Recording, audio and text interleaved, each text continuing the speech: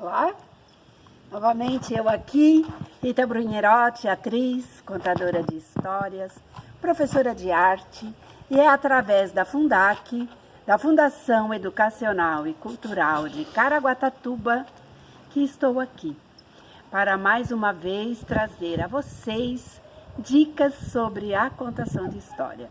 E para que você possa nos ver, nós, os artistas, da Fundação Cultural, você vai lá no YouTube, Oficinas Culturais, clica em vídeos, estaremos todos lá. Professores das várias vertentes da arte, e inclusive eu e o meu amigo Ângelo Pereira, casal em Rita e Leco Borba, já conhecido de vocês, contando causos, lendas, e como hoje, por exemplo, trazendo dicas sobre a contação de histórias. Então vamos lá, gente. Como eu já falei várias vezes aqui para vocês, contadores de história, professores, coordenadores, enfim, pessoas interessadas em contar histórias. E até você, papai, mamãe, que também queira contar história aí na sua casa ou em algum evento, algum aniversário, enfim. As minhas dicas servem para todos que querem se arvorar em contar histórias. Então, hoje eu vou falar mais um pouco do gestual. Então, gestual são os gestos, as mãos, braços, pernas, pés, peito, costa, cabeça e os olhos. Todos falam. É assim. Então, em uma contação de história, dependendo do gesto, que você fizer com a mão, de ir, de vir, um gesto de doar, então tudo isso você fala através das mãos, Porque mesmo que eu não diga, se eu fizer assim, você entende que vai, foi, ou vem, ou então eu estou doando, eu estou acenando, eu estou mandando beijos. Tudo através das mãos e acompanha os braços, as pernas, dependendo do sentido que você dá às suas pernas e aos seus pés, eles vão indicar alguma coisa. E as costas também, porque dependendo do que você curva as suas costas, ou você deixa ela ereta, ela te dá uma postura. E para quem está ouvindo ou assistindo, ela vai entender o seu acanhamento, a sua tristeza ou a sua coragem, o seu empenho através das costas, cabeças e os olhos, que eu sempre digo aqui. Os olhos falam, Hoje em dia que nós estamos usando as máscaras, por conta da pandemia, nós temos que usar muito a expressão do olhar. Então, quando você encontra uma pessoa, mesmo ela estando de máscara, pelo olhar, você pode avaliar se ela está triste, se ela está feliz, se ela está séria, com raiva. Que olhar é esse? Aquele olhar de como quem diz, já entendi, me aguarde.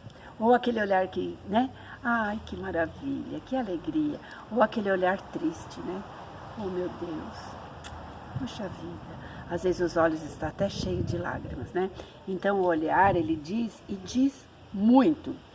Eu já falei muito aqui também sobre o ouvir, escutar, atenção.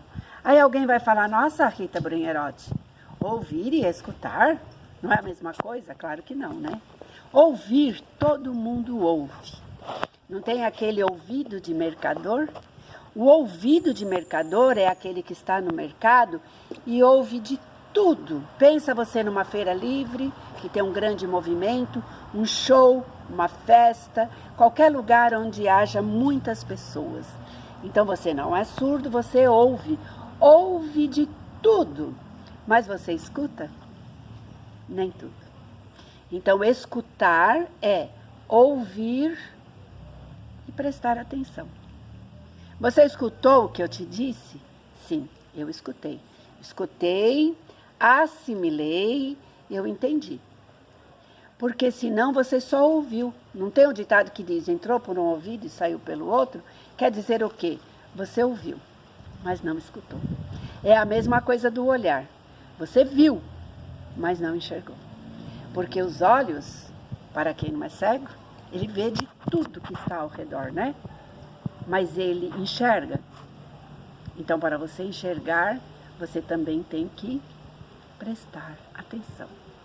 Porque senão você fala, eu nem prestei atenção, eu vi, parece que passou, era alguém que passou por ali, mas eu não prestei atenção.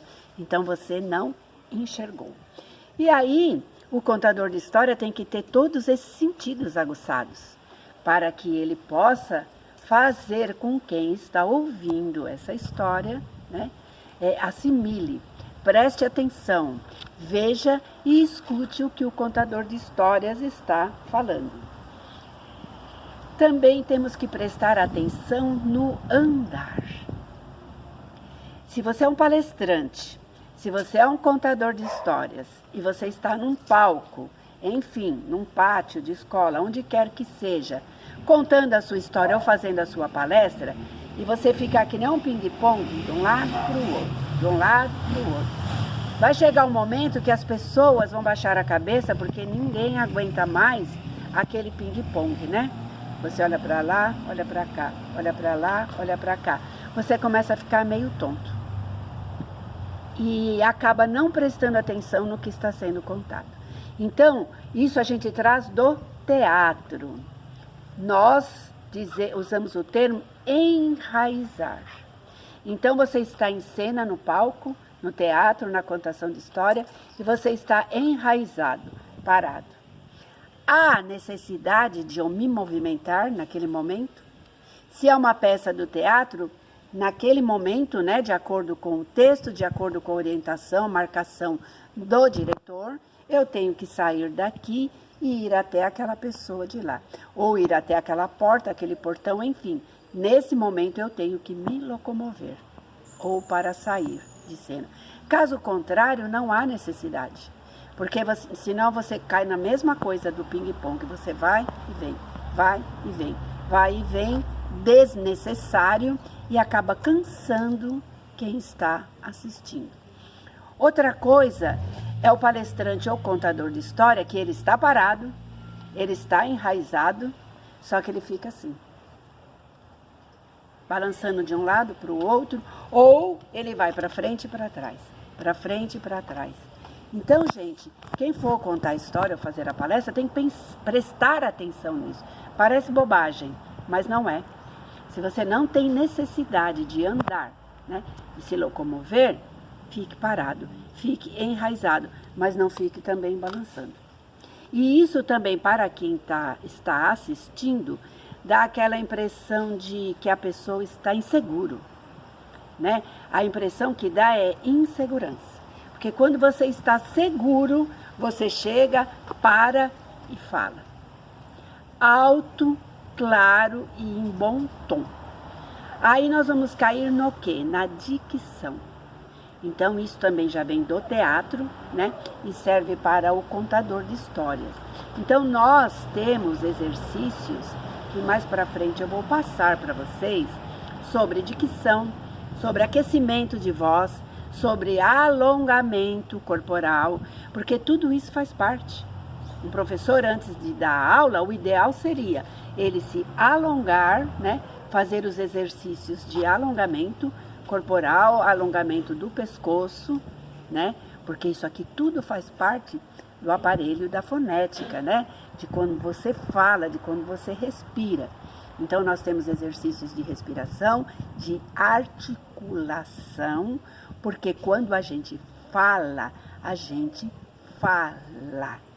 E se você estiver se apresentando para um público grande, onde tem pessoas do outro lado ou lá no fundo, se você não tiver uma boa articulação, as pessoas não vão entender o que você está falando, terão dificuldade.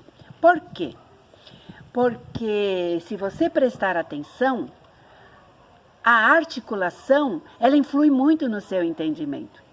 Procura ouvir o que uma pessoa está falando ou contando com os olhos fechados.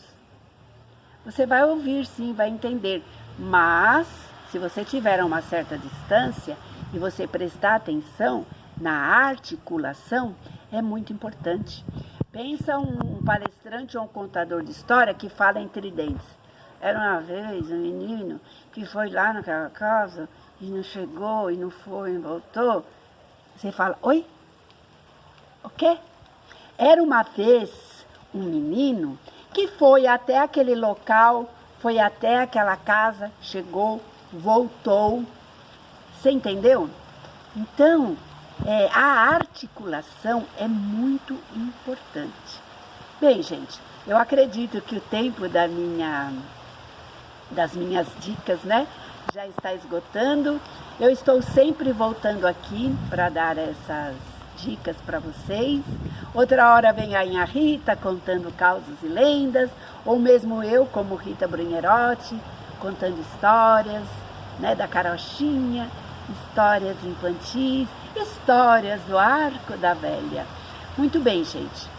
Na próxima vez que eu voltar com mais algumas dicas, vocês vão anotando, vão assistindo aos meus vídeos, né? Quem tem interesse, quem quer se aplicar e contar ou fazer uma palestra, né, de qualidade, ouve os vídeos, assiste os vídeos, né? Ouve, presta atenção, anota, e eu estou certa que isso vai ser de grande valia. Gente, obrigada por hoje, que vocês tenham um dia maravilhoso e eu volto com mais dicas para vocês. Até!